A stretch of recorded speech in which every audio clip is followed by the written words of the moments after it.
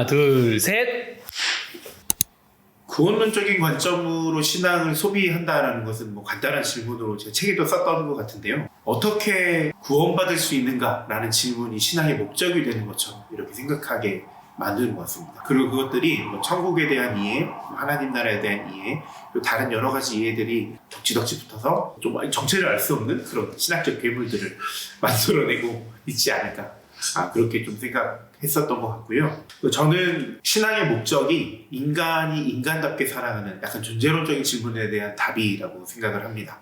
이런 면에서 이제 구원론적인 중심의 생각처럼 어떻게 내가 죽어서 좋은 곳에 가게 될 것인가 라는 이 질문은 우리들이 살아가는 사회와 그 속에서 살아가는 한 명 한 명의 삶을 덜 비중 있게 만드는, 무가치하게 만드는 그런 형태로 점점 발전해 온 것 같다라는 생각이 많이 들었어요.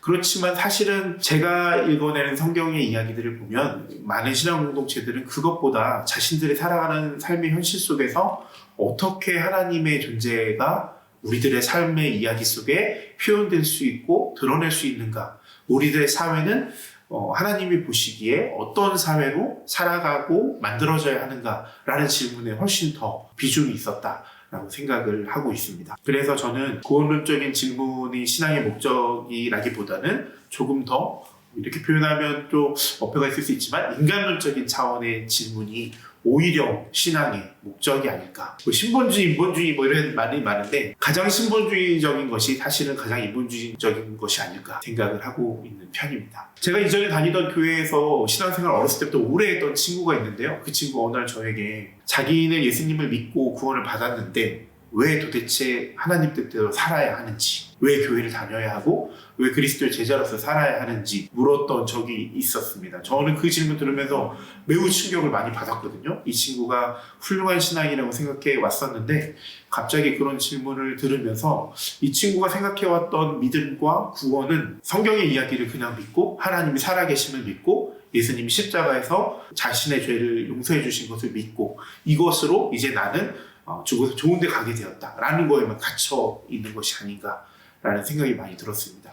논리적으로 보면 사실 이런 도식 안에서는 그 이후에는 어떤 삶을 살아도 문제가 없는 거죠. 그래서 이런 말도 있었던 것 같아요. 죽기 전에 이렇게 병상에서 예수님을 이렇게 믿는다고 고백하면 어떤 분들은 좀 부끄러운 구원? 이렇게도 표현하시던데 그렇게 이렇게 하기만 해도 논리적으로 이런 도식 안에서는 구원을 받았고 그것은 결국 천국 가게 되었다라는 식으로 연결되는 것이 저는 조금 불편했던 것 같습니다. 과연 정말 그게 신앙의 목적일까? 라는 거죠. 책에도 적었지만 근데 많은 이제 교회들이 이렇게 얘기하면 좀 불편하니까 그 이후에 그리스도인다운 삶을 살아야 한다라는 것들을 강조하면서 그 뒤에 뭐 성화라고 부르는 삶을 계속 강조해 오지 않았나라고 생각하는데 저는 이렇게 강조점을 다르게 둠으로써 이제 구원이라는 논리의 벽을 중심으로 아예 구원 이전과 구원 이후의 이야기가 좀 갈려졌다라는 생각을 좀 많이 하게 된 것 같아요. 그래서 실제로 믿음을 정의하는 것에 있어서도 구원 이전과 구원 이후의 믿음을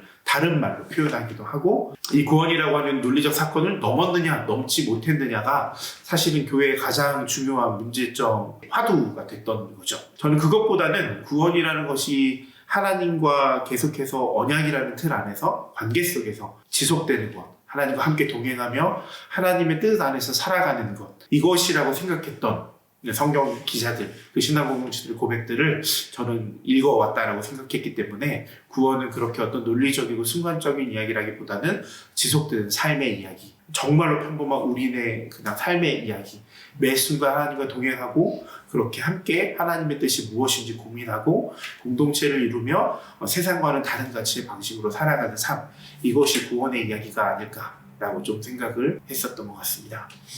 사실 꼽기 어려울 정도로 여러분들의 이야기들을 많이 들었고 전 좀 귀가 얇은 사람이어가지고 이런 이야기도 생각해보고 다른 이야기도 생각해보다가 나중에는 결국 이제 또 다른 쪽에서 부딪히는 이야기가 생기면 이것들을 어떻게 녹여내거나 혹은 무엇이 잘못됐거나 잘 됐거나 이런 것들을 이렇게 고민하는 과정 중에 지금까지 오게 되었던 것 같아요. 하나를 꼽으라고 하기는 어렵지만 저 개인적으로는 아까 말씀드렸던 것처럼 한세영 목사님의 해석학 강의가 정말로 제가 가장 고민하고 괴로웠던 시절에 저의 뭔가 좀 뭐라고 할까요? 도노, 불교식 표현은 좀 그런가요?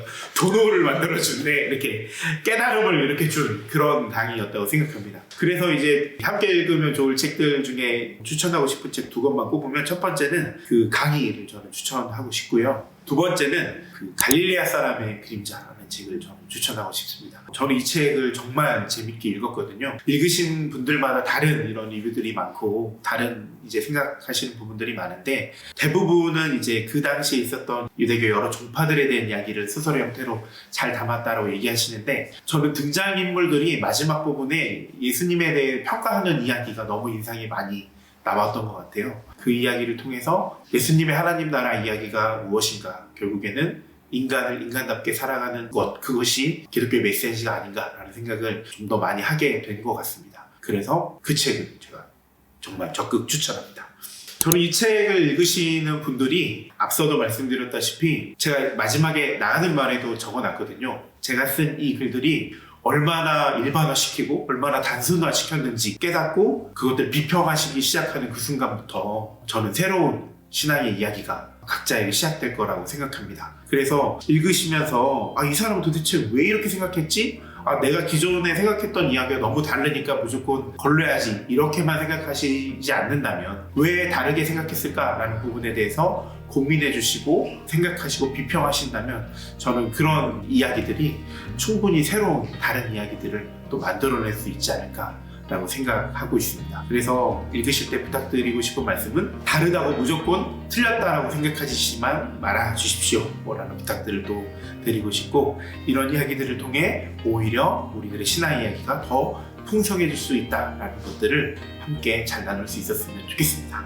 저는 모든 사람이 모르는 걸 상당히 불안한 상태로 여긴다고 생각을 해요. 그런데 사실은 정답을 모른다라는 것이 얼마나 자유롭고 즐거운 일인지를 우리 모두가 좀 알았으면 좋겠습니다. 좀 정답이 없으면 항상 불안하고 진짜인지 아닌지 전전긍긍하지만, 사실은 어느 것에도 우리는 정답을 알 수 없다라는 이 이야기가 우리에게 참다운 자유와 기쁨과 신앙의 즐거움을 주지 않을까라고 생각합니다. 감사합니다. 끝내겠습니다. 하나, 둘, 셋. 고생하셨습니다.